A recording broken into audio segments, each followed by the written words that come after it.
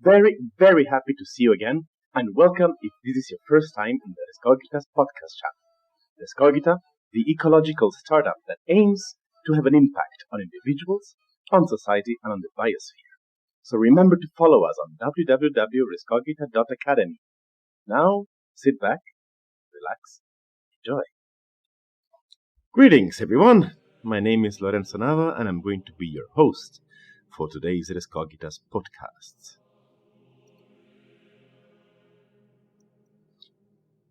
Welcome, everybody, to this second episode of Rescogita's podcast series. Today's topic is going to be ecotheology, basically the encounter between ecology and theology. Therefore, between the study of life in its environment, interconnected mechanisms, and the study of religion and divinity. Therefore, sit comfortably and let's start this journey.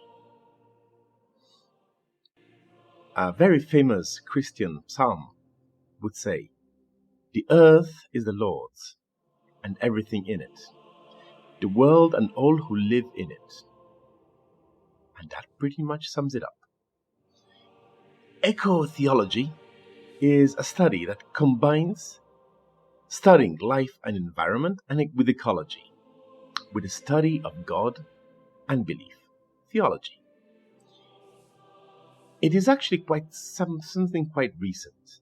It's a recent movement that explores the relation between God, nature, and humans, and the impact that faith can have on the environment. It began actually as an internal debate within Christianity, and then started to spread across other faiths, well, except those who already had an ecological component to it. And this is the result, actually, of the demand of many faithful believers who complained about religious institutions who did not respond to the present environmental danger and lack of action concerning the destruction of the environment and creation. Therefore, scholars and clergy set off on a mission to restudy the holy texts and philosophical ones in order to find ecological content, and that they found indeed.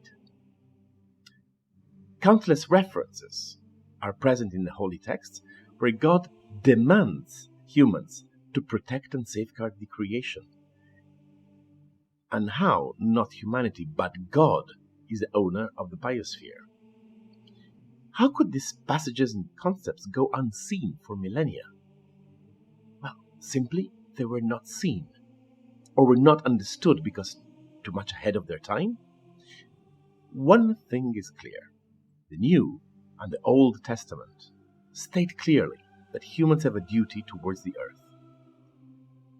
Another commendable attempt of ecotheologians is that of bridging the gap between science and faith, where they foresee a future mutually compensating approach and reciprocal support in dealing with today's challenges. However, let's pause. How did this come to be, ecotheology? At first it started as a reaction, when in the 1960s, part of the world's academia agreed in condemning Christianity for what is environmentally wrong with the world today, because the Christian faith placed humans above nature and gave humans dominion over the natural world. And this, of course, caused a bit of noise inside, well, all of Christianity and its branches. And as a reaction, Christian scholars started to investigate in the teachings and the branches of Christianity. And to their shock, discovered that Catholics, Protestants, and Orthodox teachings are filled with ecological concepts, from the scriptures clearly stating everywhere how God gave humans a duty to care for and look after nature, animals, plants. And not just in the scriptures. Visions promoted by key figures like Saint Francis of Assisi or Saint Seraphim lived and promoted their Christianity with an interconnectedness that can be equaled to modern ecopsychology. We can also look at the Jesuit communities in Latin America, who established practices which included, rather than replaced, the local indigenous cultures, and made the first steps towards sustainability. The examples are plenty. So once again, we ask, why did that message never came across until today? There is a reason, and it's a historical one. The period of Christian domination of Western culture was one of uncertainty, which ranged from the Dark Ages until the Renaissance, where the vast majority lived in poverty, farming small plots of land and at the mercy of nature's whim. A dry season could mean hunger. Wolves in the forest meant flocks attacked. An overly cold winter could mean death. Poverty, uncertainty, and widespread ignorance. No wonder to these people, nature was an enemy to overcome in order to ensure survival.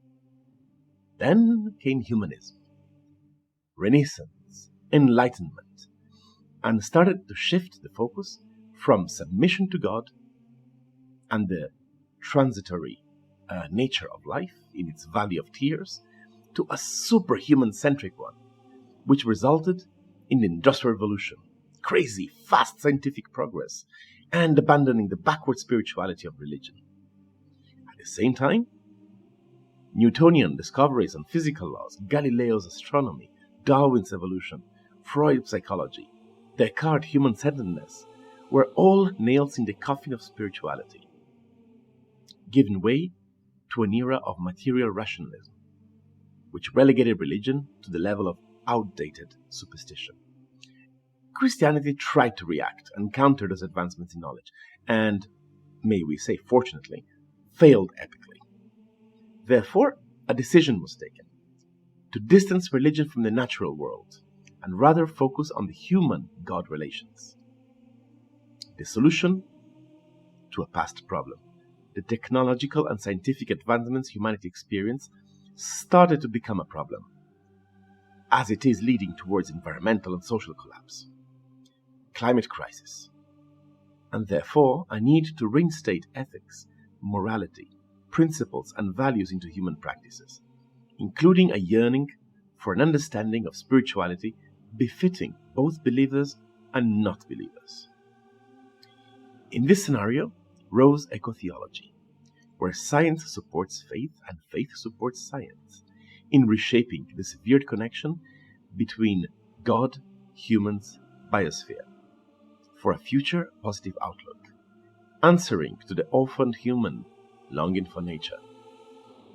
The discoveries, until now, is that the Old and New Testament, Torah, Talmud, Quran, writings of Luther and Calvin, and many, many more, have each appealed to humans who received by God a responsibility towards one another, towards the divinity, and the safekeeping of earth.